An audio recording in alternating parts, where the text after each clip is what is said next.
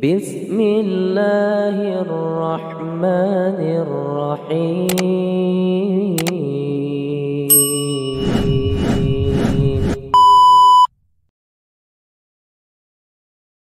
Saya ini lulus sekolah teologi. Lulus sekolah teologi katanya ya, kuliah di kampus teologi juga. Saya tahu apa itu Islamologi. Nah. Saya belajar.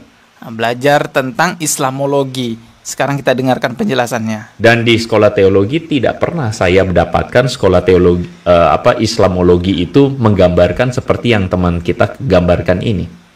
Bahwa menggambarkan Islam itu buruk, jelek. Katanya di materi Islamologi yang ada di kampus teologi tidak ada penafsiran Islam itu buruk, jelek gitu. Wah, ini dusta ini orang. Coba kita simak lagi. Tidak pernah saya mendapatkan sekolah teologi Islamologi itu menggambarkan seperti yang teman kita gambarkan ini. Bahwa menggambarkan Islam itu buruk, jelek, enggak. Anda berarti salah nyasar itu. Sekolah apa itu ya? Nah, sekolah STT Nias itu udah viral. Ini fakta.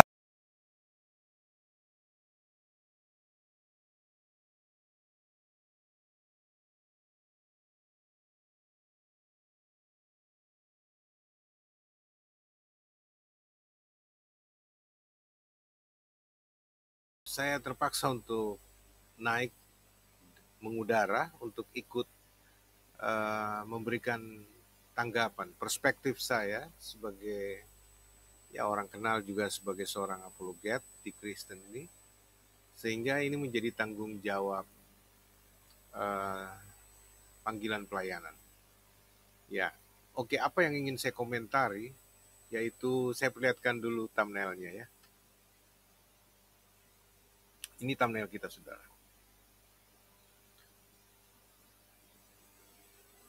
Yes.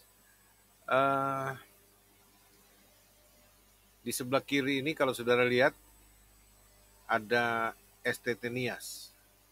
Logonya Sekolah Tinggi Teologi Nias, STTN. Di bawah naungan Yayasan Kudus Mandiri dan terakreditasi BAN PT. Menurut informasi dari atau logo yang ditampilkan ini. Terus di bawahnya saya tulis di situ presiden buruk. Serius ini. Ya. Artinya apa yang melanda STT Nias, baik disengaja ataupun tidak disengaja, diprediksi atau tidak diprediksi oleh STT Nias, akan konten yang dia muat atau materi perkuliahan yang dia muat di website resmi mereka, website official dari STT Nias yang sekarang sudah dihapus ya. Itu merupakan presiden buruk. Presiden buruk itu punya pengertian ya, pertanda atau gejala yang amat sangat tidak baik. Ya. Dan ini hal yang serius. Baik. Saudara-saudara, setelah saya mengikuti beberapa video yang lewat-lewat juga di beranda saya, di YouTube channel saya, dan kemudian saya coba memperhatikan apa yang sedang terjadi viral. Sebenarnya saya agak malas untuk mengomentari hal ini ya. Tetapi setelah saya mengamati terutama 3 channel YouTube Kristen yang berbicara tentang presiden buruk yang melanda STT Nias ini, saudara-saudara, seperti Layar Teologi, Tanpa Ragi, Andre Tunggal, dan kemudian membandingkan apa yang terjadi berdasarkan perspektif channel-channel Islam ya. Saya nggak usah sebutkan satu persatu. Dan ini yang membuat saya akhirnya memutuskan untuk ikut berbicara. Tetapi dari sisi atau perspektif yang mungkin tidak disampaikan oleh teman-teman lain di channel-channel Kristen seperti di channel Andri Tunggak, Layar Teologi, dan juga Tanpa Ragi. Karena ada satu hal juga yang saya ingin melengkapi pandangan teman-teman ini, yang rata-rata saya lihat berdiri netral ya, tidak berpihak kepada atau tidak mendukung STT Nias, tetapi juga tidak menghakimi. Ya, dan juga kemudian ada penyeimbangan-penyeimbangan yang dibuat. Tetapi hal yang paling penting yang ingin saya sampaikan di sini, berdasarkan thumbnail yang saya buat, saudara, seperti ini. Saudara lihat ya. Stop nistakan agama Islam dan berhentilah lecehkan Nabi dan Allah mereka. Stop nistakan agama Islam dan berhentilah lecehkan Nabi dan Allah mereka. Itu thumbnail yang saya buat. Ini tidak menjurus kepada STT Nias secara khusus, tetapi ini ditujukan kepada semua kalangan di Kristen, di dalam kekristenan itu sendiri ya.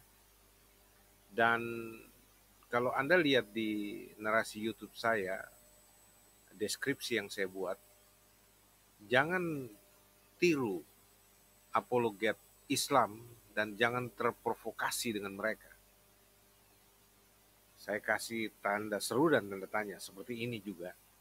Di thumbnail ini juga saya kasih tanda seru dan tanda tanya. Stop nistakan agama Islam dan berhentilah lecehkan Nabi dan Allah mereka. Tanda seru artinya ini seruan yang serius. Ya. Kenapa saya katakan begitu? Nanti saya ungkapkan sebentar. Dan tanda tanya, kenapa sih harus melecehkan agama orang, menistakan agama orang, dan menghina simbol-simbol keimanan mereka seperti Nabi dan Allah mereka? Ya. Kenapa sih harus seperti itu? Dan sekali lagi, ini tidak dikhususkan, ditujukan kepada STT Nias. Tetapi saya memakai landasan ini untuk membicarakan persoalan nista menistakan satu dengan yang lain. Ya. Dan saudara-saudara, saya tidak perlu ulas isi dari konten atau materi mata kuliah Islamologi yang kalau saya lihat memang cukup banyak, terutama waktu saya ikuti, saya nonton penuh channel dari Tanpa Ragi dan Andri Tunggak, dan khususnya Layar Teologi. Dan bahkan saya sempat berbicara dengan saudara kita Rudi dari Layar Teologi untuk membahas persoalan ini. Saya sempat berbicara sama saudara Rudi Pan dengan sedikit mengungkapkan perasaan saya bahwa aduh, kalau sampai STT Nias ditutup, kasihan anak-anak mahasiswa yang kuliah di sana dan yang menjadi alumni. Itu sebabnya kita perlu membicarakan ini secara baik dan bagaimana mencari solusinya. Kenapa saya bicarakan sampai seperti itu? Karena dari ketiga video channel dari teman-teman apologet Kristen ini atau YouTuber Kristen, itu saya bisa mengambil satu kesimpulan bahwa dengan perkembangan yang terjadi termasuk klarifikasi yang dibuat dari pihak STT Nias, ya terutama ketua STT-nya, ya, saya nggak usah muat di sini, saudara. Saya rekomendasi nonton penuh videonya tentang STT Nias ya. video dari Layar Teologi, dari Andre Tunggal, dan juga dari Tanpa Ragi. Nonton aja penuh, ya, supaya saudara juga tahu. Dan saya di sini hanya untuk membahas satu hal yang tidak terbahas oleh 3 channel ini, ya. Dan saya tidak mau komentari soal tuduhan, provokasi, bahkan ajakan untuk mengganyang STT Nias dari apologet-apologet Islam, ya, termasuk narasi-narasi buruk yang dipakai untuk menyerang kekristenan berdasarkan kasus STT Nias ini. Saya tidak bahas konten apa yang mereka sebutkan penistaan agama itu, karena sudah terbahas di 3 channel Kristen. Ya. Dan saudara-saudara yang kekasih, yang saya anggap bahwa memang ini adalah presiden buruk. Satu gejala yang sangat tidak bagus, sangat tidak menguntungkan kekristenan dan juga bagi STT Nias itu sendiri. Ya. Jadi hal pertama yang saya ingin sampaikan, pertama saya mohon maaf bahwa saya tidak maksud menghakimi, tapi sangat disayangkan bahwa STT Nias membuat website dan memuat materi Islamologi dengan beberapa item. Kalau saya nggak salah lihat itu ada memang 10-an lebih, ya, item yang berbicara tentang materi-materi tentang Islam maksudnya. Ya, masuk dalam rumpun Islamologi. Ya, dan kemudian ada satu saudara yang mengaku pendeta yang mengatakan bahwa mengklaim bahwa dialah yang menyusun kurikulum dan mengajarkan di STT Nias, walaupun itu sebagai dosen tamu.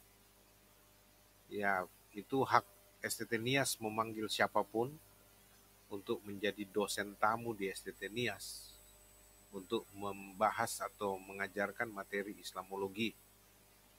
Ya, tetapi sangat disayangkan karena saudara-saudara, bahwa materinya yang mestinya berlaku eksklusif untuk STT Nias itu dipublish di website resmi dari STT Nias. Saudara-saudara,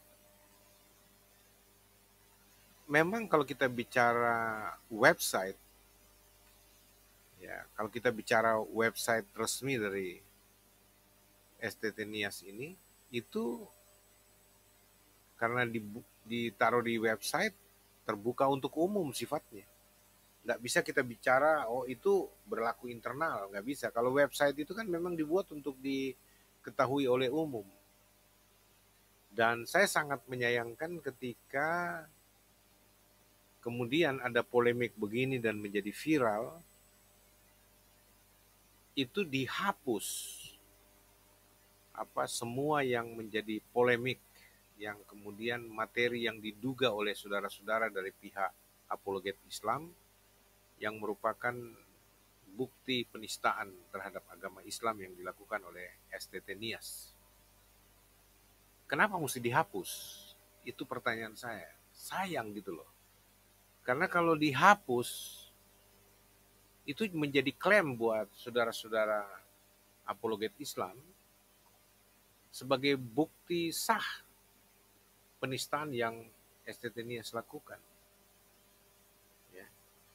Dan kedua, yang saya anggap blunder dilakukan oleh pihak STT Nias, yaitu ketua STT-nya, Pak Fonzega, kalau saya nggak salah, itu saya lihat dari bahasan Rudi Layar Teologi, ya. Sebagai ketua STT, itu menyangkali semua apa yang sedang beredar viral di media sosial, saudara-saudara. Ya, baik masalah konten itu maupun boleh dikata secara tidak langsung maupun langsung, ketua STT dengan jajarannya mengatakan mereka tidak tahu menahu soal itu. Dan mungkin setelah dihapus baru mereka buat press release ya dari rekaman handphone biasa dan kemudian diupload dan itu menjadi viral juga. Ya.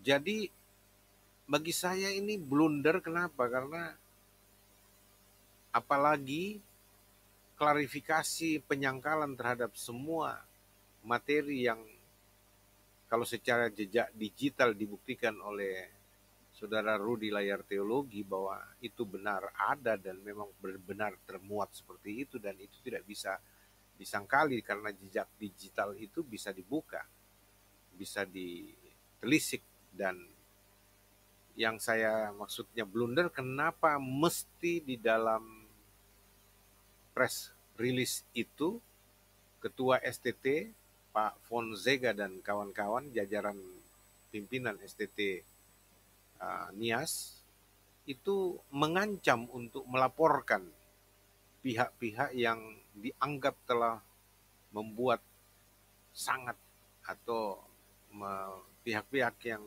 ulahnya sangat-sangat merugikan STT Nias dan mencemarkan nama baik STT Nias, dan akan melaporkan ke polisi. Ini yang saya bilang blunder. Kalau soal klarifikasi saja barangkali tanpa ancaman melaporkan ke polisi, apalagi kalau betul-betul pihak STT Nias melaporkan ke polisi, wah itu bagi saya bunuh diri. Ya. Karena kalau sampai itu ditanggapi serius oleh polisi dan sampai kepada pengadilan meja hijau, saya berani garansi bahwa STT Nias akan terbukti sah dan kalah mutlak di dalam pertarungan argumentasi pembelaan dirinya.